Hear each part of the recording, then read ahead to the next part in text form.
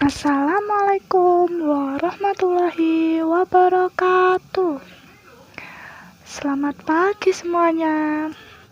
Hari ini kita akan mempelajari tema 1, subtema 2, pembelajaran 1. Nah, di situ ada materi menuliskan ungkapan ajakan. Kalian tahu nggak sih ungkapan ajakan itu? Ungkapan ajakan itu apa sih, Bu? Nah, ungkapan ajakan itu digunakan untuk mengajak orang lain melakukan sesuatu. Contohnya, di buku di situ ada percakapan Ebo dengan Jaka. Ebo, ayo kita bermain di taman, Jaka. Jaka, setuju, Ebo. Ebo, bagaimana kalau kita juga mengajak Rehan? Jaka, ide yang bagus, Ebo. Mari kita ajak Rehan untuk bermain bersama. Ebo, baiklah. Nah, pada percakapan tersebut terdapat ungkapan ajakan. Yang mana sih, Bu, ungkapan ajakan itu? Nah, di sini Ibu coba tunjukkan ya, ungkapan ajakan itu yang mana, pada bagian mana.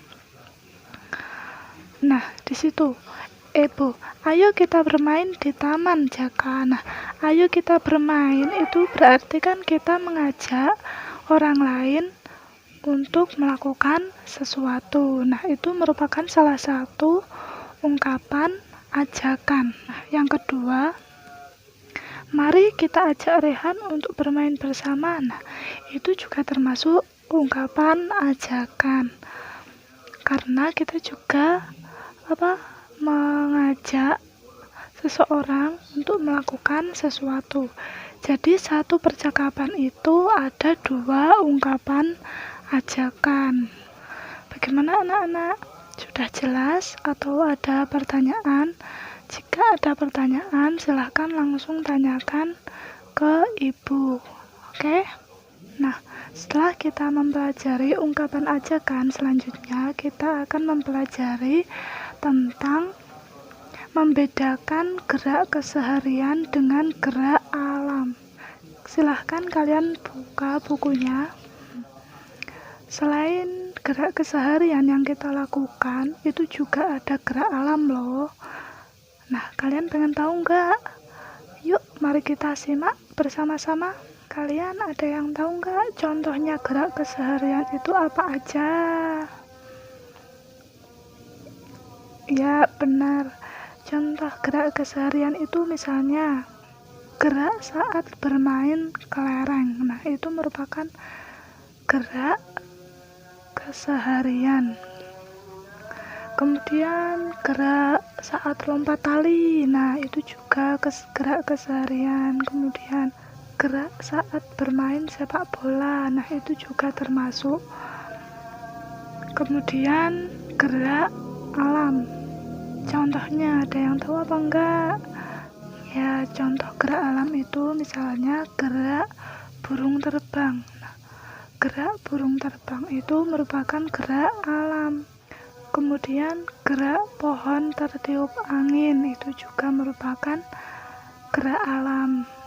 Dari gerak keseharian dan gerak alam itu tadi merupakan contohnya. Jika ada yang belum paham, nanti bisa langsung ditanyakan ya. Nah, selanjutnya kita akan mempelajari materi membandingkan dan mengurutkan bilangan sesuai banyak benda.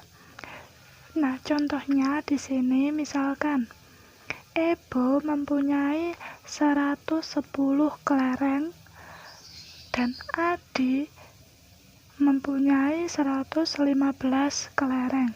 Coba kalian bandingkan 110 dengan 115 itu banyak yang mana?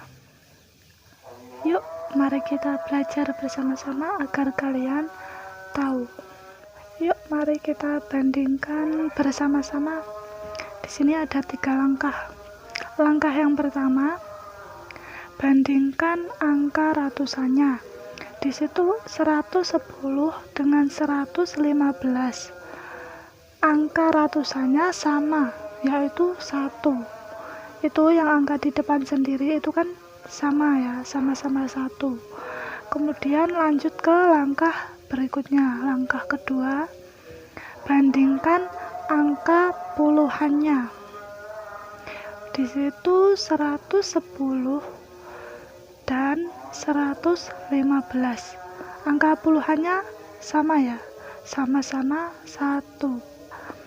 Kemudian langkah yang ketiga, bandingkan angka satuannya. Di situ angka 110 dengan 115 satuannya berbeda.